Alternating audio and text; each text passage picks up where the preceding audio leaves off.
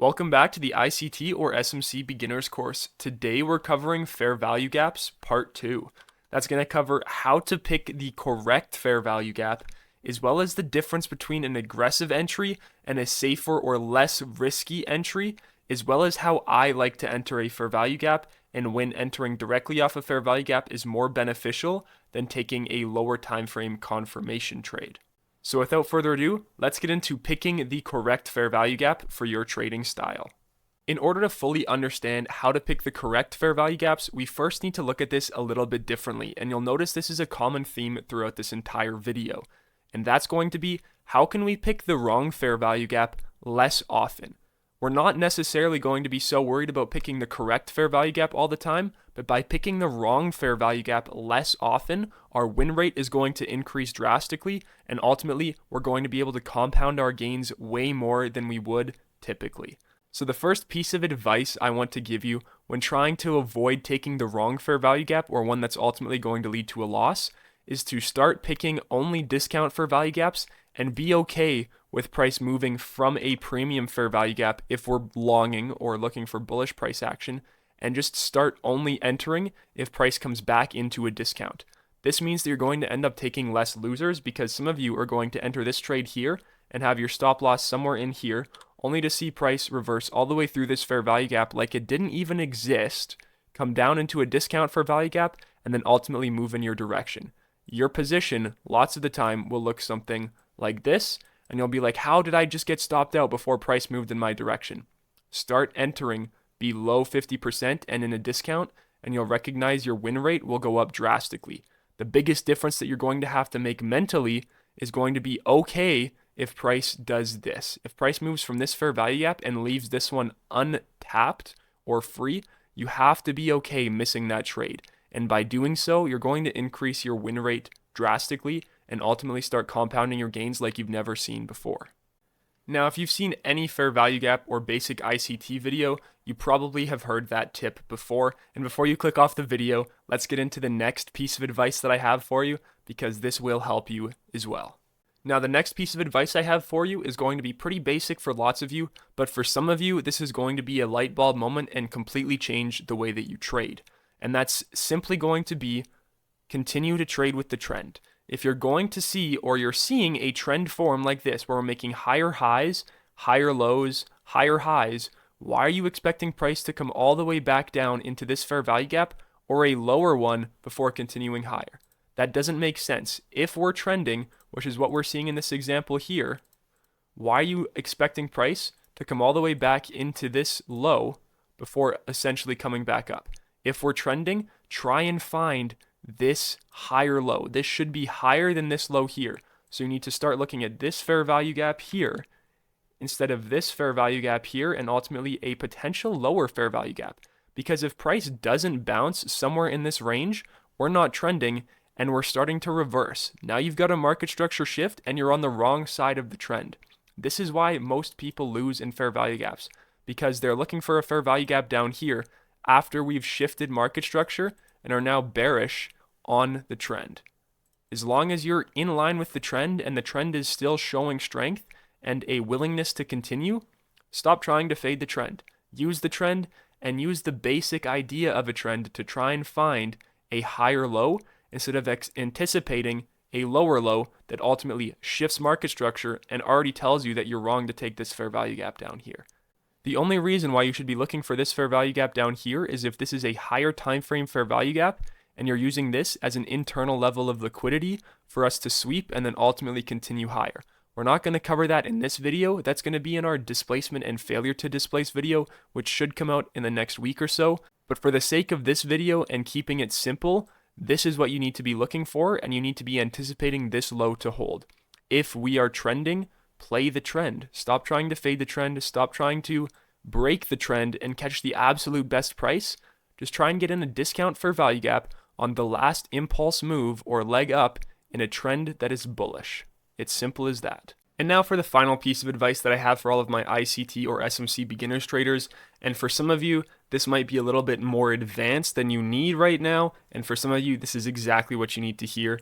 And what that comes down to is stop fading market structure. If we're making higher highs and higher lows and the algorithm that we believe controls price is clearly spooling and running towards a higher time frame liquidity pool or fair value gap. This could be a liquidity pool up here, or it could be a fair value gap on a higher time frame that price is essentially trying to run towards.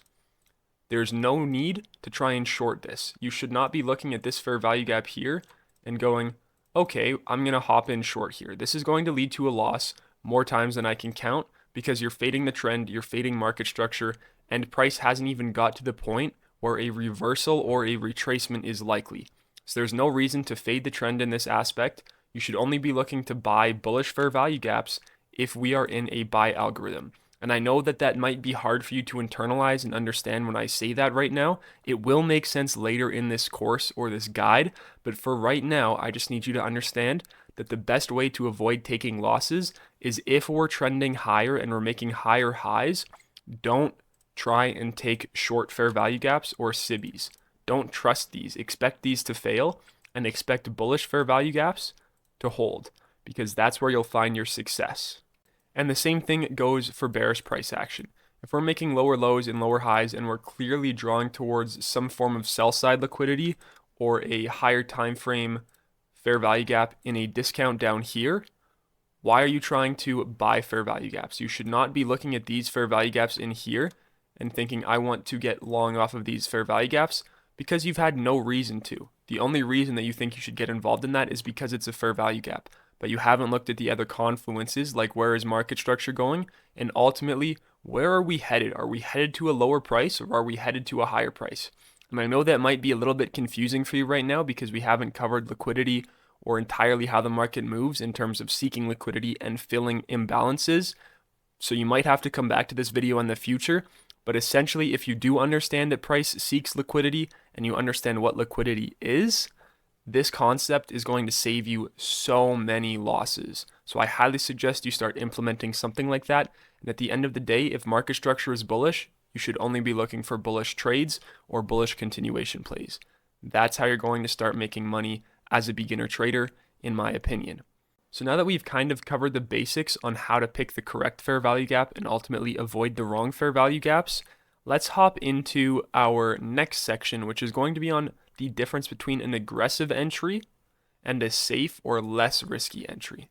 So taking a look at this example here, let's dive into what an aggressive entry might look like, what a safe or less risky entry might look like, and ultimately I'm going to explain how I enter a fair value gap and what that might look like on different time frames. So my favorite way to enter a trade is what's known as an institutional order flow entry drill. And essentially what that means is I want to be in this trade as soon as price gets into this fair value gap.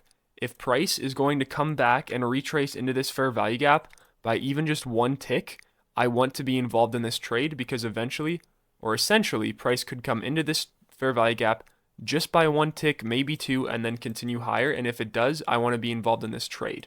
This is considered a relatively aggressive entry, but what I'm looking for here is to place my entry at the low of this candle. This is going to be my entry, and that allows me to take one tick in this fair value gap for spread. So as soon as we get in this fair value gap by one tick, I'm going to be in this trade, and I'm obviously going to be looking for higher prices in this example here. Now, do I use this entry technique on all time frames? And the answer would be no, because I have a set risk parameter for 15 handles on NQ. And what that means is if I'm moving this, you can see at the bottom here, this is a handle, which essentially just means one full point. So from 66 to 65 is one handle. So I'm looking to take no more than 15 handles in risk. So if this is a big fair value gap, and this one would be considered a relatively large fair value gap, maybe this is on a 15-minute time frame, for example, or higher, this is going to be a relatively unsafe trade for me to take. And what that means is I'm probably going to have to drop down into the lower time frames and essentially look for a trade setup that looks something like this. I'm going to look for us to tap into the fair value gap, ultimately shift structure on a lower time frame, and then pull back into another fair value gap on a lower time frame in here.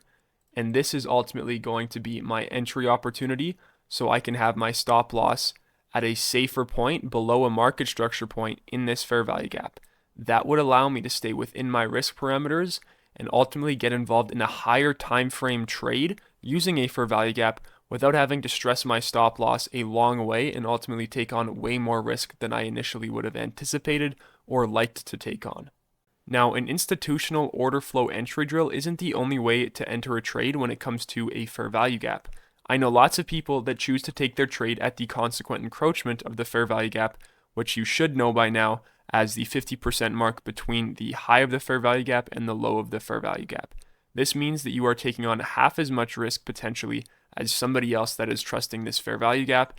However, that does mean that you are more likely to miss a trade if there is an institutional order flow entry technique or entry drill and you no longer get tagged in because price does not come back down into the consequent encroachment.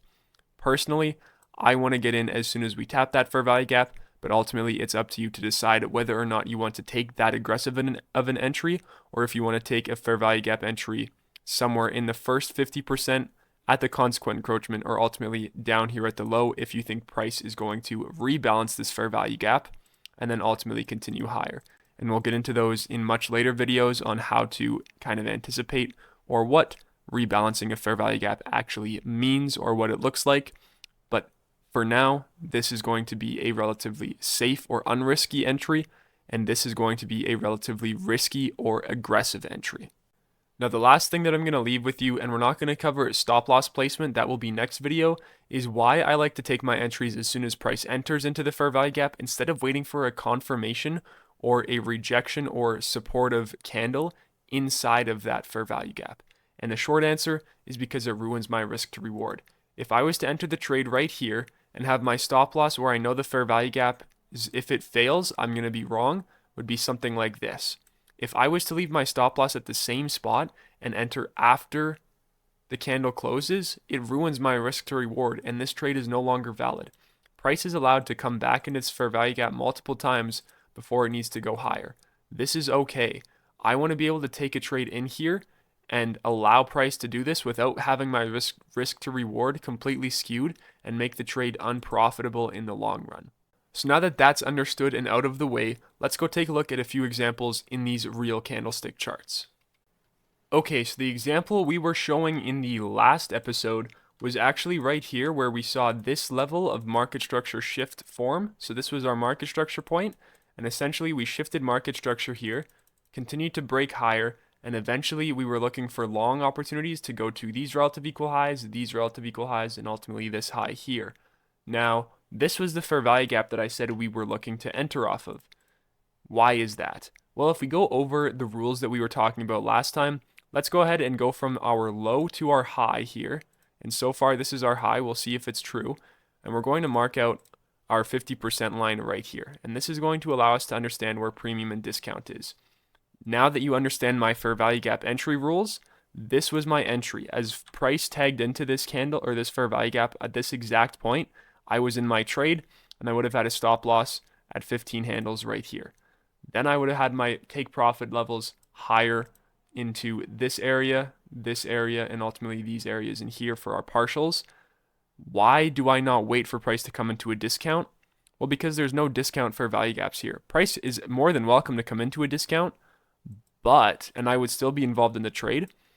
But the reason why I didn't take this fair value gap here was because this one has a lower probability of working in compared to this one. If I take my entry here, price can retrace a lot more into this fair value gap, and I could still be right on direction, but ultimately I would be stopped out and I would have a losing trade.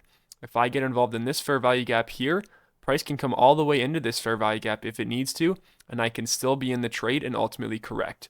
This allows me to be wrong less often when I take a trade. This fair value gap up here is also in a premium. Now this one is on the cusp. We have equilibrium right here, but there is no discount fair value gap, so there's nowhere else for me to put my entry down here. Therefore, this is my entry, and I'm looking for higher prices. As we can see, price ultimately does that, and like I said, price can come back into this fair value gap. Just like before, we see price come and revisit this fair value gap, and ultimately this holds and sends us up higher into our take profits. This is, in my opinion, the ideal way to enter and trade a fair value gap, but everybody has different preferences and different trading styles. Now, hopping back into the lesson and why we don't trade against the trend or fade market structure If we take a look at this fair value gap up here, which would have been a premium fair value gap in terms of short opportunities. So if we wanted to short, I'm sure there was some people that were looking to short this fair value gap here towards these lows over here. They ultimately would have been stopped out. And they probably would have been stopped out on the same candle that put them in the trade. Now, once again, why do we not take this fair value gap? Because we have bullish market structure. There's no reason for us to want to short the market if we're bullish market structure. That would have led to a losing trade right here. For me, a 15 handle stop loss would have been right here. So the same entry candle, this candle would have put me in the trade and it would have stopped me out. And it would have stopped most people out because it would have gone all the way up to 29.5 handles in loss. And that's well too large for almost any retail or regular trader's stop loss. This is going to get you stopped out if you're trying to fade the trend. By fading or trading, with the trend, you're going to have a much higher win rate and you're going to be able to capitalize on those larger move or expansionary move trades. So now let's take a look at the bearish example we used earlier or last video, and let's take a look at the fact that we do in fact shift structure here, which we mentioned earlier. This is your market structure shift where we get a high and now a lower low. So we made a high, low, higher high, lower low. This is your shift in structure. And what we made was this fair value gap from this candle's low to this candle's high. This is a very large fair value gap. If you take a look at this, if I was to use my entry technique here and trust that this fair value gap is going to hold, this is a much too large stop loss, no matter how you put it. And if I put a 15 handle stop loss here, that doesn't leave me much room to be correct in direction and correct in my analysis, because price could very well come into this fair value gap 15 handles and ultimately still continue in the direction that I think it will. So what could I do instead? Well, I could hop down onto a lower time frame here, and as you can see, this is our 5-minute high. And there's nothing here on the 5-minute, nothing here on the 1-minute that we really like. But this would be your market structure low, right? This is now your market structure low here on the 5-minute as well as on the 1-minute. And what we're looking for here is for price. So we now end up sweeping this liquidity here, which we'll get into later. That's not the important part. This now becomes your market structure point here. We're then going to shift market structure back in a bearish direction on a lower time frame after we rejected this 15-minute fair value gap. And by the way, this 15-minute entry would have worked by half a handle. By 0.5 or 50 cents, I would have been in this trade. If you had any worse of an entry technique than right at the beginning of this fair value gap, you would have been stopped out there, which is why I don't want to take an entry on this large of a fair value gap here. So what we do is we now see that we have this fair value gap up here. Okay, well, why do we not take this fair value gap right here? Well, let's take our premium and discount and let's figure out why that is. You could take this trade here and you would be at that equilibrium area just like last trade, except we now have a more discounted fair value gap. Last trade, we didn't have a more premium fair value gap. My mistake. Last trade, we didn't have the opportunity to get involved in a better fair value gap because there was none. In this trade, we do. So we take this fair value gap, or we set our entry here. We can have a 15 handle stop loss on this fair value gap, which gives us a lot more space to be wrong. Price can come in all the way past consequent encroachment of this fair value gap, and I can still be right on direction. And then ultimately we target lower prices. And let's see what price does. So we have a little bit of a reaction here, but ultimately we end up slicing through it.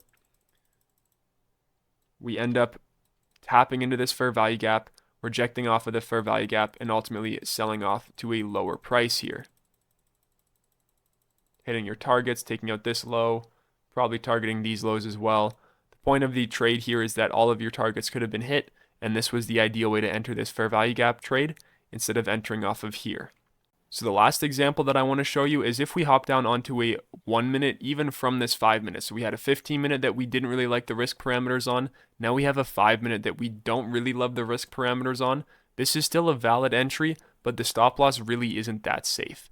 It does work out in this example, but at the end of the day, it's not the safest stop loss, and we'll cover that in the next video. But essentially, if we hop down here onto the 1 minute time frame, we can take a look and see that we do end up taking out these highs here, sweeping these highs. That's not the important part. We end up making a market structure low point right here. This becomes your market structure low, and we end up breaking or shifting market structure here and ultimately create this fair value gap on the 1 minute time frame right here. This allows me to enter my trade right at the beginning of this fair value gap here. So the very next candle would have tagged me in, and now I can put my stop loss above the previous swing high, just like we used in that earlier example, which happens to be right at 15 handles. So this is a much better potential entry. We can then target any of these 1 minute lows here. Ultimately, this low, what we were talking about on the 5 minute chart, and lower lows over here as well. As we know, price automatically hits this fair value gap up here a couple times, and then ultimately continues to sell off all the way down to our targets and probably past them if we continue to play this price out here.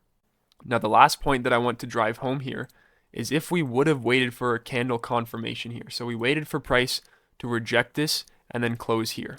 If we waited for that, and it actually closed here, and had a 15 handle stop loss, we were stopped out on the very next candle. This candle would have stopped us right out immediately because we had a 15 handle stop loss. And if you were sitting there thinking, oh, well, I just have a wider stop loss, a 30 handle stop loss is very large in my opinion. You're getting stopped out with anything under a 30 handle stop loss if you wait for this candle to reject the fair value gap or show confirmation. We have to be taking these better entry techniques, in my opinion, which is inside of the fair value gaps. You just have to trust your analysis and trust these fair value gaps. Now that's all I'm going to cover in today's video. Next video, we're going to go over stop loss placement and where a safe stop loss placement is and where a more aggressive stop loss placement might be, as well as how to know when a fair value gap is ultimately failing, because this is going to allow you to potentially get out of the trade earlier than your stop loss. However, for beginner traders, I highly suggest you just take the full stop. So I hope you found that insightful. If you do have any questions, make sure to let me know in the comment section down below, and I'll do my best to answer those. And until next time.